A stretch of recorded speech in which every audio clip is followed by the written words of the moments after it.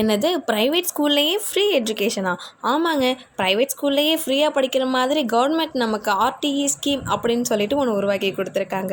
RTE means right to education. இன்றைக்கி நம்ம அந்த ஆர்டிஇ ஸ்கீம் பற்றி பார்க்க போகிறோம். ஆர்டிஇனா என்ன, நம்ம எப்படி அப்ளை பண்ணுறது, எங்கே அப்ளை பண்ணுறது, எப்போ அப்ளை பண்ணுறது, ஏஜ் லிமிட் என்ன, எலிஜிபிலிட்டி என்ன, டாக்குமெண்ட்ஸ் என்ன சப்மிட் பண்ணணும், ஒரு குழந்தைக்கு மட்டும்தான் அப்ளை பண்ண முடியுமா, இந்த மாதிரியான எல்லா டவுட்ஸும் இந்த ஒரு வீடியோவில் கிளியர் பண்ண போகிறேன். நீங்கள் மறக்காமல் லாஸ்ட் வரைக்கும் பாருங்கள். இப்போ தான் நம்ம வீடியோ ஃபர்ஸ்ட் டைம் பார்க்குறீங்க அப்படின்னா மறக்காமல் சப்ஸ்கிரைப் பண்ணுங்கள், சப்போர்ட் பண்ணுங்கள். வாங்க லேட் பண்ணாமல் வீடியோக்குள்ளே போகலாம். ஃபர்ஸ்ட் நம்ம ஆர்டிஇ ரைட் டு எஜுகேஷன் அப்படின்னா என்னென்னு பார்க்கலாம். Free education in private school. இவன் என்னடா அப்போத்துலேருந்தே ஃப்ரீ எஜுகேஷன் ப்ரைவேட் ஸ்கூல்னு சொல்லிகிட்டே இருக்காளே, ஒன்றுமே புரியலையே அப்படின்னு யோசிக்கிறீங்களா? ஆமாங்க, நம்ம தனியார் ஸ்கூலில் நம்ம குழந்தைங்களை சேர்க்கும் பொழுது எல்கேஜிலேருந்து 8th ஸ்டாண்டர்ட் வரைக்குமே 25% ஃப்ரீயாக நம்ம கல்வி கற்றுக்கிறதுக்காக உருவாக்கப்பட்ட ஒரு ஸ்கீம் தான் ஆர்டிஇ ஸ்கீம். இன்னும் தெளிவாக உங்களுக்கு சொல்லணும் அப்படின்னாக்க, நம்ம ப்ரைவேட் ஸ்கூலில் நம்ம குழந்தைங்களை சேர்க்கும் பொழுது நம்ம பணம் கட்ட தேவையில்லை. புக் ஃபீஸும் பஸ் ஃபீஸும் மட்டும் நம்ம கட்டினா போதும். டியூஷன் ஃபீஸ் கவர்மெண்ட் நமக்காக பே பண்ணிடுவாங்க. ஒரு சில ஸ்கூலில் பார்த்திங்கன்னா ஃபுல் அமௌண்ட்டுமே நமக்கு பே பண்ண தேவையில்லாத மாதிரி இருக்கும். ஒரு ஸ்கூலில் பார்த்திங்கன்னா புக் ஃபீஸும் பஸ் ஃபீஸும் நம்ம பே பண்ணுற மாதிரி இருக்கும். நீங்கள் அப்ளை பண்ணும் பொழுதே உங்களுக்கு என்னென்ன க்ரைட்டேரியா அப்படிங்கிறது அதிலே வந்துடும். இன்னொரு மெயினான திங்க் என்னென்னு பார்த்திங்கன்னா, நம்ம அப்ளை பண்ணும்போது அட்ரஸ் ப்ரூஃப் என்ன கொடுக்குறோமோ அந்த அட்ரஸ் ப்ரூஃப்க்கும் ஸ்கூலுக்கும் 1 கிலோமீட்டர் டிஸ்டன்ஸில் இருக்கணும் அப்படின்றது தான் இந்த ஆர்டிஇ ஸ்கீமோடைய ஃபர்ஸ்ட் ரூலே. இந்த ரூல்ஸ் எல்லாம் இருக்கட்டுங்க. இந்த ரூல்ஸ் எல்லாம் தாண்டி ஒரு பெரிய விஷயம் என்னென்னு பார்த்திங்கன்னா, நம்மளுடைய குழந்தைங்களுக்கு 3.5 வயசுலேருந்து 4 வயசுக்குள்ளவே நம்ம அப்ளை பண்ணணும். அந்த ஏஜ் லிமிட் தான் அப்ளை பண்ணுறதுக்கான ஏஜ் லிமிட்ஸ். எங்கே அப்ளை பண்ணுறது அப்படின்னு பார்த்திங்கன்னா, உங்கள் பக்கத்தில் இருக்கிற இ-சேவை மையத்திலேயே நீங்கள் போய் அப்ளை பண்ணிக்கலாம். நீங்கள் அப்ளை பண்ணும் பொழுது ஒரு 5 ஸ்கூலுக்கு அப்ளை பண்ணிக்கோங்க. ஏன் அப்படின்னு பார்த்திங்கன்னா, 25% ஆஃப் சீட்ஸ் தான் கவர்மெண்ட் நமக்காக கொடுத்துருக்காங்க. அப்படின்ற பட்சத்தில் நம்மள மாதிரி எவ்வளவோ பேர் அப்ளை பண்ணுவாங்க. அப்போ 5 ஸ்கூலில் அப்ளை பண்ணும்போது ஏதாவது ஒரு ஸ்கூலில் நமக்கு கிடைக்கிறதுக்கு சான்சஸ் இருக்குது. அதனால தான் சொல்கிறோம், அப்ளை பண்ணும் போதே நீங்கள் 5 ஸ்கூலில் அப்ளை பண்ணிக்கோங்க. 5 ஸ்கூலில் உங்களுக்கு அப்ளை பண்ணுறதுக்கான எல்லா ரைட்ஸுமே இருக்குது. நான் உங்களுக்கு டேட் அனௌன்ஸ்மெண்ட் பார்த்திங்கன்னா மார்ச் மந்தில் வருது அப்படின்னு நினைக்கிறேன். நான் மார்ச் மந்தில் எந்த டேட்டு அப்படிங்கிறத அனௌன்ஸ்மெண்ட் வந்ததுமே உங்களுக்கு ஒரு ஷார்ட்ஸ் மூலயமா உங்களுக்கு இன்ஃபர்மேஷனை பாஸ் பண்ணிடுறேன்.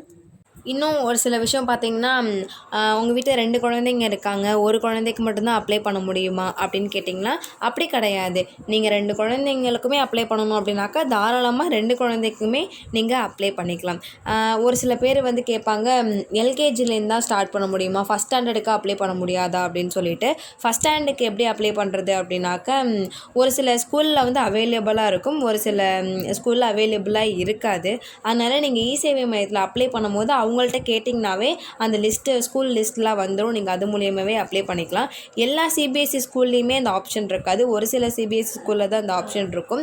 அதுவுமே நீங்கள் அப்ளை பண்ணும்பொழுது உங்களுக்கு அந்த ஆப்ஷன்லேயே கொடுத்துருவாங்க. எந்த ஸ்கூல் இருக்குது, எது இது இல்லை அப்படின்னு சொல்லிட்டு உங்களுக்கு அதிலேயே கொடுத்துருவாங்க. அதனால் எல்லா சிபிஎஸ்சி ஸ்கூலுன்னு சொல்ல முடியாது, ஒரு சில சிபிஎஸ்சி ஸ்கூலு. மற்றபடி எல்லா ப்ரைவேட் ஸ்கூல்லையுமே உங்களுக்கு இந்த ஸ்கீமை பயன்படுத்திக்கலாம்.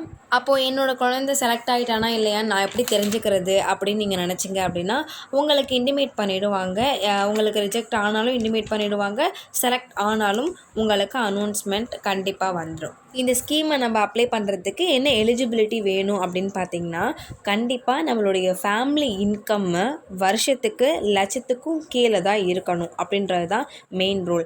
இன்னொரு விஷயம், என்னென்ன டாக்குமெண்ட்ஸ் எல்லாம் சப்மிட் பண்ணணும் அப்படின்னு பார்த்திங்கன்னா, நம்ம குழந்தையோட ஃபோட்டோ, அதாவது எந்த பையனுக்காக நம்ம அப்ளை பண்ணுறோனோ, என்ன குழந்தைக்காக அப்ளை பண்ணுறோமோ அந்த குழந்தையோடைய ஃபோட்டோ, ஆதார் கார்டில் அப்ளை பண்ணலை அப்படின்னாக்க அப்ளை பண்ணி வச்சுக்கோங்க. ரேஷன் கார்டு வேணும், இன்கம் சர்டிஃபிகேட், நம்ம ஃபேமிலியோட இன்கம் சர்டிஃபிகேட் வேணும், கம்யூனிட்டி ஃபீஸ் சர்டிஃபிகேட் வேணும், நேட்டிவ் சர்டிஃபிகேட் நம்ம இருப்பிட சான்றிதழ் வேணும், பர்த் சர்டிஃபிகேட் கண்டிப்பாக வேணும். இது எல்லாமே கம்பல்சரியாக இருக்கணும். அப்படி நம்ம வந்து அப்ளை பண்ணுற ஸ்கூல் வந்து நம்ம அட்ரஸ் ப்ரூஃப்லேருந்து 1 கிலோமீட்டர் டிஸ்டன்ஸில் இல்லை அப்படின்னா பக்கத்தில் இருக்கிற நம்மளுடைய சொந்தக்காரவங்களுடைய அதாவது ரிலேட்டிவ்ஸோடைய அட்ரஸ் கொடுக்கலாமா அப்படின்னு ஒரு சில பேருக்கு தோணும். ஆனால் அந்த ப்ரூஃப் வந்து நம்ம எந்த குழந்தைக்கு அப்ளை பண்ணுறோமோ அந்த குழந்தையோட அட்ரஸில் இருக்கணும்.